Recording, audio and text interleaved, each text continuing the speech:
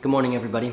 You know, today's a more serious video because I have a cup of coffee in my hand, and that's typically how you know that a YouTuber is talking about something more impactful. Anyway, so I haven't been making videos recently. I've been super busy with a few things. I mean, between my summer job, finishing up school, I think it's really been that long since I've posted a video, and working on a release. For the past few months, I've been working on a release and following releases, hopefully, with a really good friend of mine and one of the artists that I work with.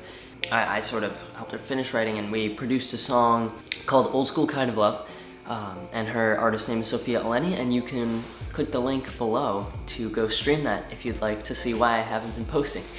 I've got other exciting stuff coming up. I'm gonna be a stunt driver. 3 weeks from now, I finish my certification, and I will be a certified stunt driver. I thought, you know, I have my SAG-AFTRA card, so why not? And I will be making more videos about that coming up. There's been a lot of stuff going on recently that I've been sort of keeping my eye on as a car enthusiast in general, especially a young car enthusiast. If anyone's been looking at Bring a Trailer recently, you know that there have been some insane sales going on, crazy prices, especially for older Porsches. Older water-cooled Porsches have been getting numbers that you wouldn't have seen in the past 15 years, rarely at all. 996s, especially early build 996s, for, you know, a number of reasons, whether it be people think that they were more hand-built than later 996s, higher build quality because they were built alongside the 993s and such, have been, I don't want to say skyrocketing, but have been almost skyrocketing in price.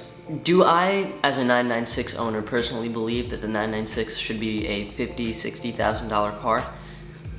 Yes and no, because part of the charm of the 996 was the fact that it was the underdog. It was the unloved Porsche 911. People would be like, wow, you bought a 996? Like, why not a this or that? And it's like, oh, well, because one, it's affordable, and two, you know, it's like a hidden secret. It's like a little gem that it's like you don't want to tell anyone that it's good, because then you can keep, you know, getting in and out of them and experiencing them, and people can have an opportunity to have their first Porsche. And I say that even being an owner, because at the end of the day, it's not about values or whatnot. Like, yeah, it's always a plus when something that you own doesn't go down in value, but to become sort of the next collector thing, I don't want to say it ruins the ownership experience of a car, but it changes the ownership experience of a car. And if there's any 996 owners watching this, feel free to share your thoughts in the comments below. But, you know, I'm sure there's a lot of air-cooled owners, 964 owners that bought a car for 20 grand, you know, a few years ago, and then when they skyrocketed to be a $50,000, $60,000 car and above, they no longer want to drive them as much because it becomes sort of like a, God forbid something happens to it, you're now affecting the value of your car. And you know, there are ways to get around that. You could just buy the rattiest one possible and then restore it. Wink. I mean, that's what I tried to do. God forbid something happens to it, it's back where it was when you first got it. So anyway, yeah, 996 prices are going up. And I know that this is reflective of the car market as a whole. You know, any enthusiast car, thanks to COVID, thanks to a number of reasons, you know, the unstable economy, this sort of bubble that's going on. And Savage Geese made a really good video about this, and I'll link it below. But I wanted to talk more about this from a young car enthusiast's perspective, because people who have already, you know, had their fun in the young car enthusiast scene are like, ah, man, it's over. But people who are sort of my age, 17, 16, getting their license, or have gotten their license in their early 20s, and they're looking to buy their first enthusiast car, there's becoming less and less areas to easily get into that world and build up from.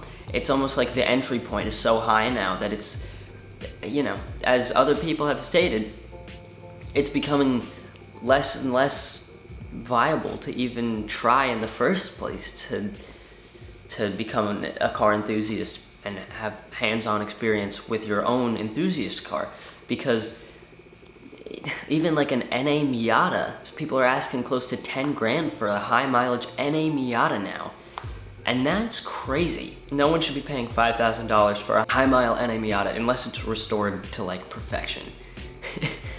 I don't know if I'm just like not an expert on this, but it's nice for owners, but then at the same time, is it? Because then it changes the driving experience, and it's just happening so rapidly, this inflation, that it's undeniably turning people away or discouraging people. I have a friend around my age who is looking to buy a enthusiast car as his first car, and whereas 10 years ago he would have a bunch of options of things. I mean, you could pick up a high mile 944 that's fairly easy to work on and fix for less than $2,000 probably even.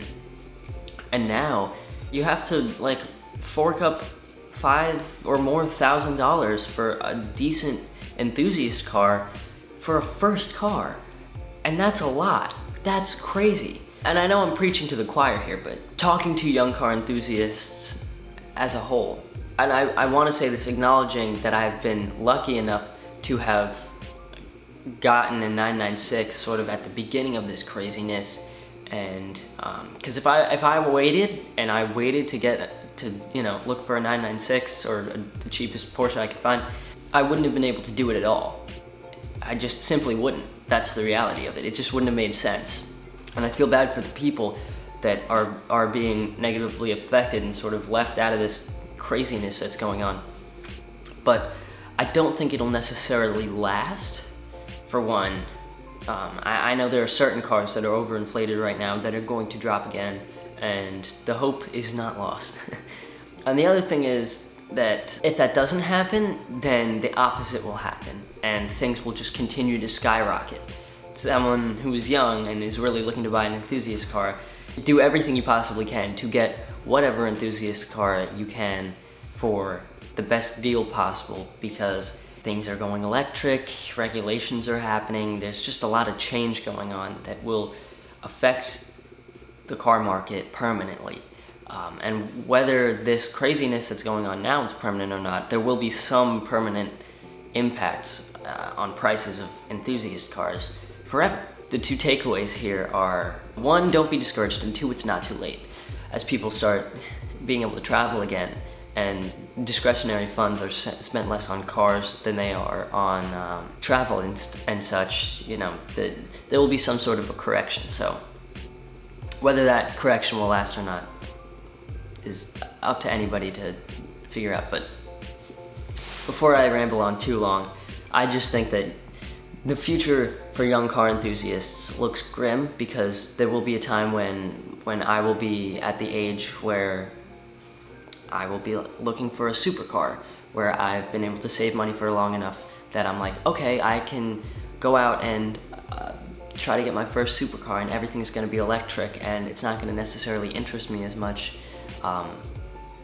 and all the used stuff is going to be worth millions of dollars. You know, there's always the fear that that may happen, but I think there will always be a place for car enthusiasts to be able to get into things that they love and stay in things that they love, and not have it be too exorbitantly expensive, because there is this community, because there's always going to be people who want that to happen, who want there to be cheap performance cars or cheap fun cars. I don't think the future for young car enthusiasts is grim. I just think it will be different. And also, don't wait too long if you have a deal in front of you. So, I don't know if you want to take advice from a 17-year-old, but if you do, or, you know, if you just want to start a discussion in the comments, I love to start discussions in the comments. I love when you guys talk amongst yourselves, or even with me in the comment section. I read them all, so, yep. I will see you guys in the next one, and go stream Old School Kinda Love and support me and my artist. So, I'll see you guys in the next one. Coffee. And I'm probably gonna go for a drive. Bye, camera.